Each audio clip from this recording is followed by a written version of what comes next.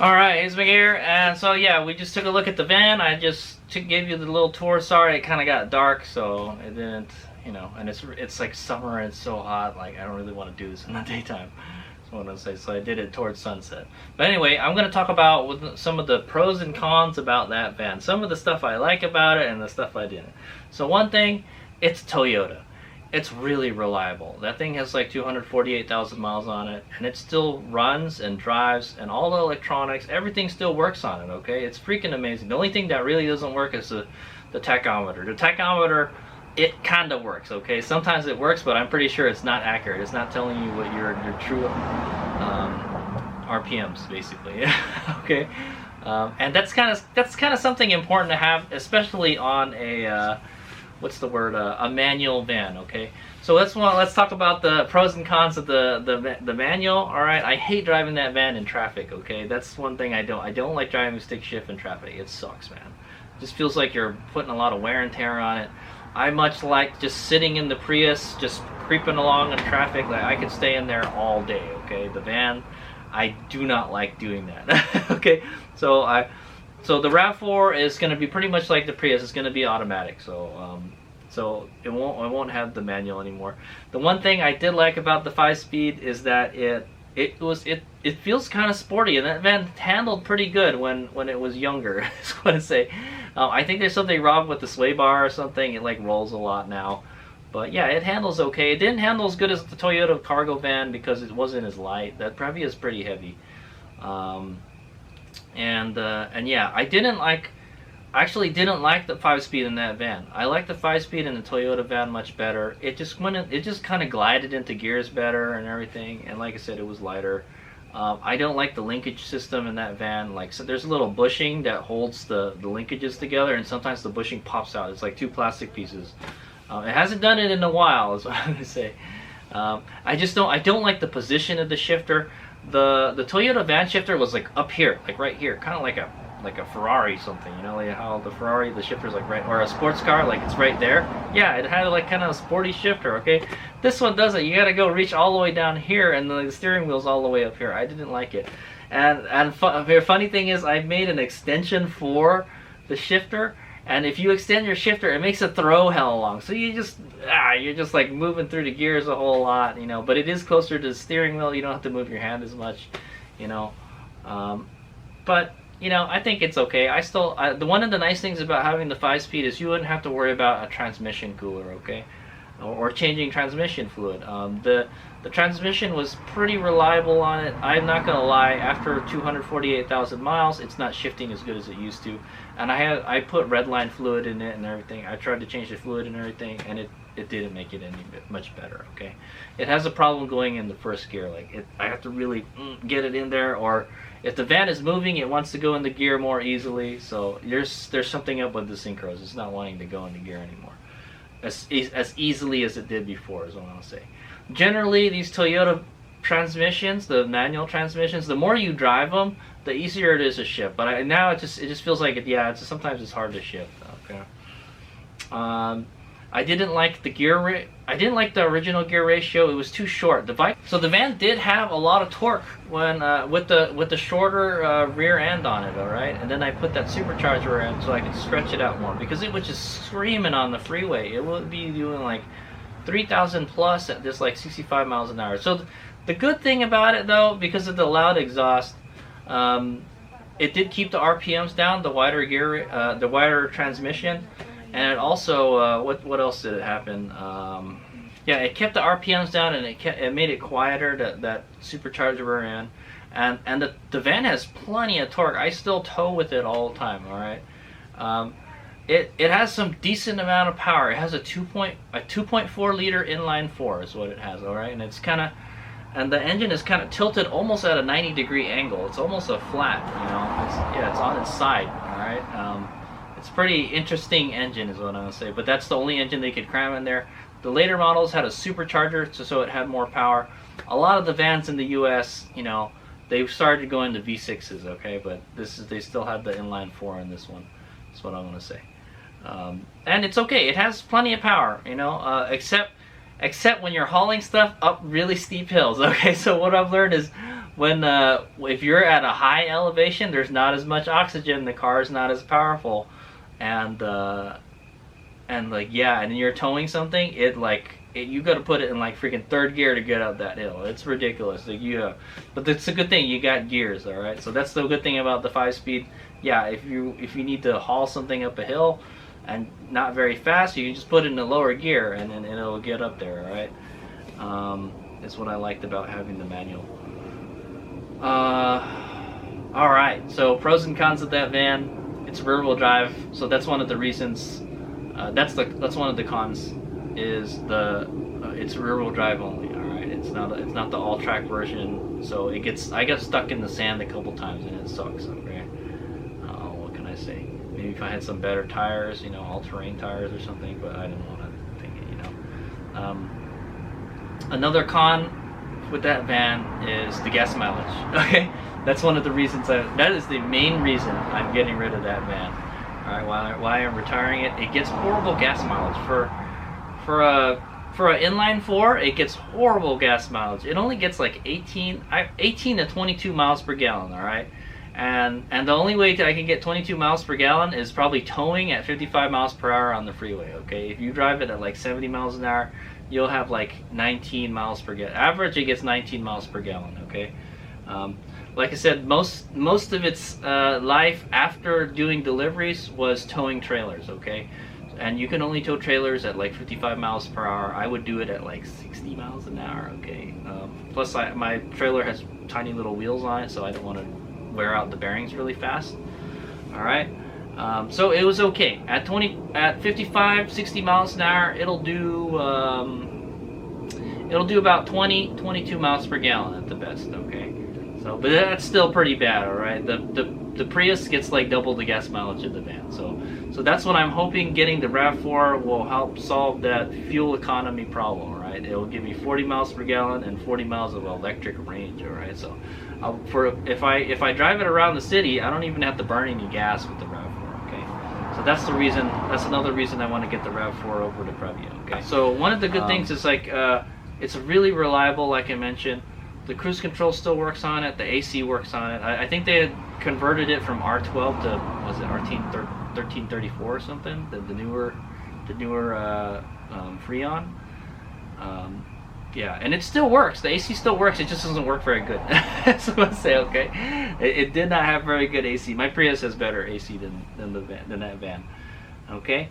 But yeah, for the most part, everything works. I never broke any of the door handles. Yeah, that van has treated me very well. Okay, I haven't had anything really break on it at all because, well, one, I took good care of it. All right, I did a lot of maintenance on that van myself. Oh yeah, also it has a aftermarket. I drilled it used to have like a kind of open element air filter, and I took it out, and I drilled the holes behind the intake to make a kind of fake cold air intake. Well, it's a bit more higher performance, like it's a better flowing. It sucks the air from the back. So if you were a smog technician and you looked at it, it looks like a stock air box, but the bottom is drilled to let more air flow in to get more power. Because you can bet Hazelrick needs as much power. It needs to put out as much power on that van as possible because it tows stuff. Okay, when it's towing stuff, it needs a lot of power, man. And just that van, I'm not gonna lie, it's a little underpowered is what I'm gonna say. For most situations it's okay, but if you really load it up and you gotta go up like a steep hill or something, yeah, it's just gonna be crawling, okay? But yeah, the motor was really reliable. Nothing ever broke on the motor. But like I said, I did a lot of maintenance on it to like fix leaks and stuff. But yeah, that van was super reliable. I bet if I fixed all the problems with that van, no problem. It'll get up to 300,000 miles, no problem. All right. The Previa is just like like I said, Toyota seriously over-engineered that van. That's what I say. Okay. Yeah. I think the only problem I ever had with it on the road was flat tires, and yeah, and I had a tire blowout. So I had a tire blowout on, but that's not the van's fault. That's kind of my fault for not getting newer tires. And also the tires need to be replaced on it. So that's another reason, like, yeah, it's just time to, there's a bunch of stuff that has to be done to the van to fix it, and it's just like, yeah, don't fix it, I'm just gonna get something else, okay? I think it's at that point where, like, yeah, I think it's time to let it go, okay?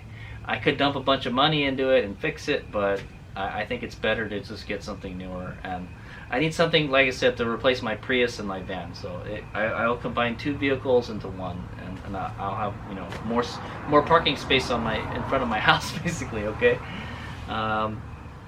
Yeah. So one thing over the RAV4 that the Previa doesn't have is cargo space. Okay. So one thing I liked about that van, it had a lot of space. Literally, it has just about the same amount of space as the Toyota cargo van. The Toyota cargo van was taller, okay? I'll give it that. I could fit a full-size, yeah, I could fit my quad inside that van.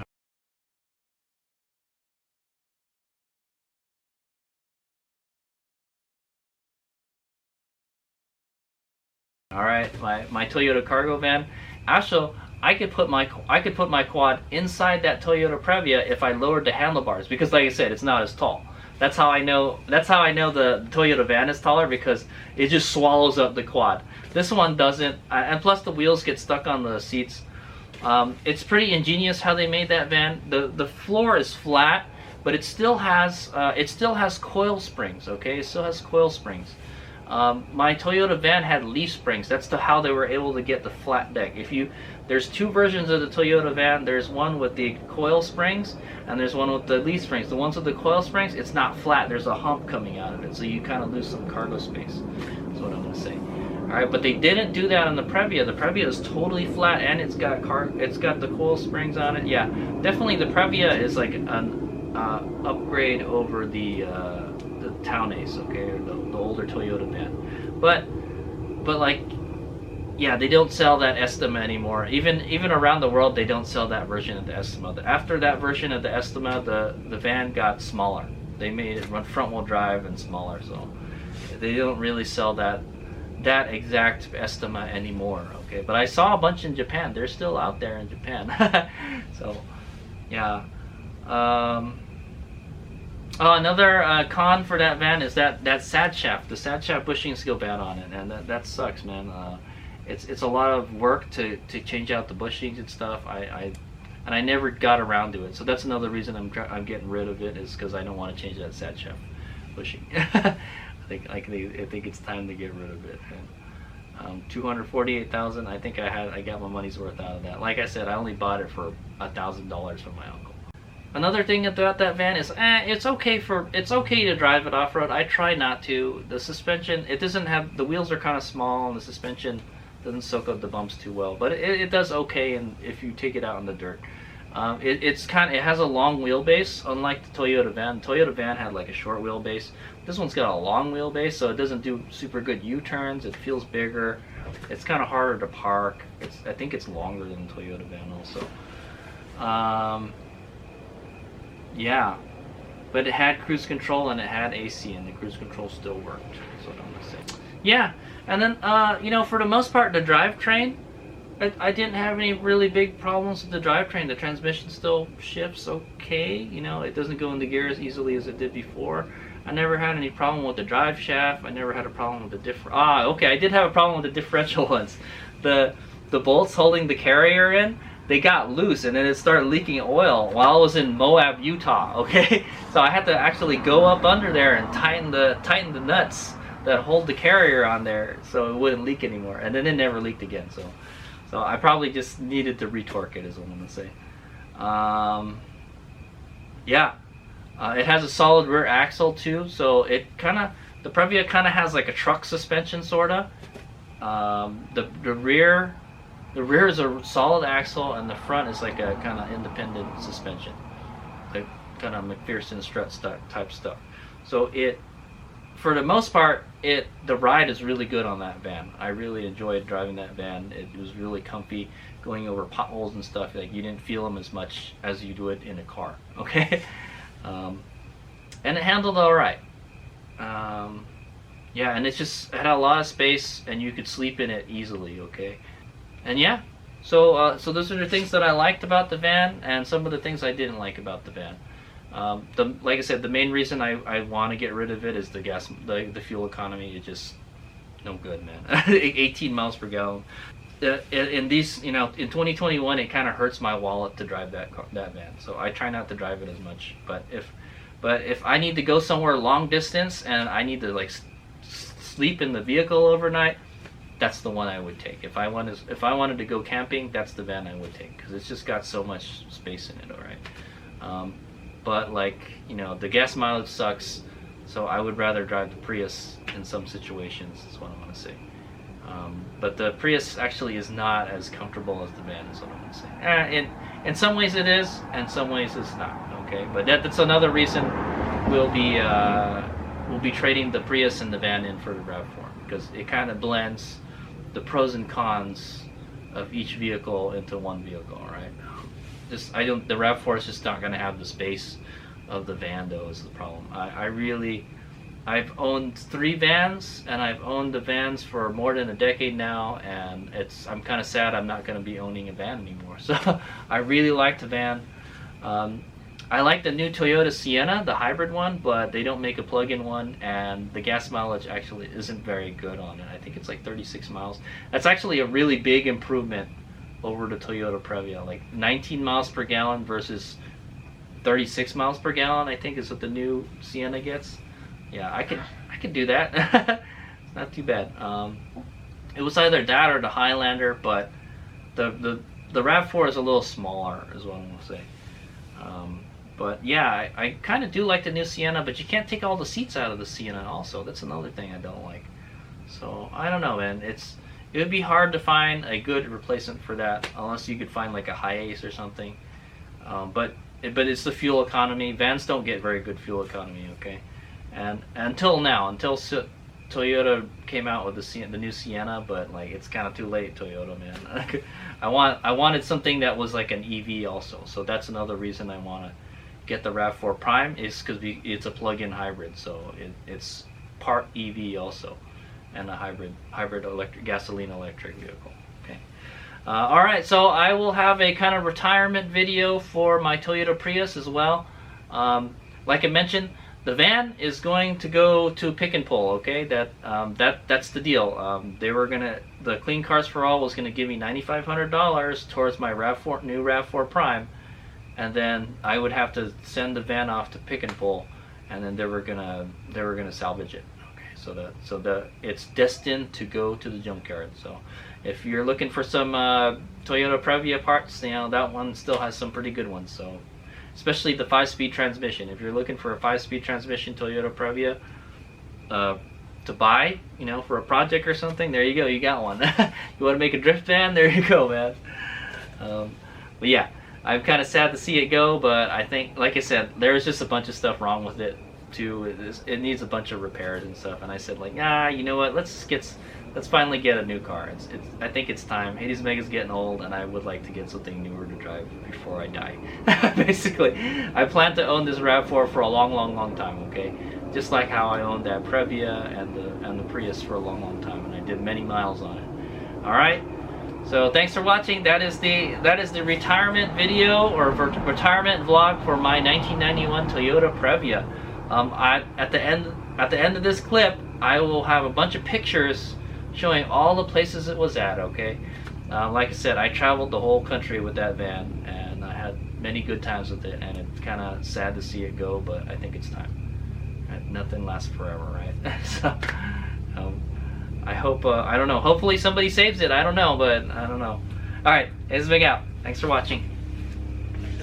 Oh yeah, so what I got to do with the van now is I got to take everything out of the van, or everything out of the van that I want to keep. Like, I probably keep that sheepskin seat cover, maybe some of the floor mats, the mats in the back. I'll take the subwoofer out. I think I'm going to take the radio out also. And yeah, and I checked. I think I have some spare seats. I have some seats that I bought from the junkyard. I'll probably just throw that in the van when I take it there. Like, hey, yeah, you guys can have that. I bought it here anyways. I bought it for Pick and Pull. So yeah. So that's what's got to happen. I've got to clean up the van. I got to take out all my stuff from it, and then get it ready to be turned into the junkyard. All right.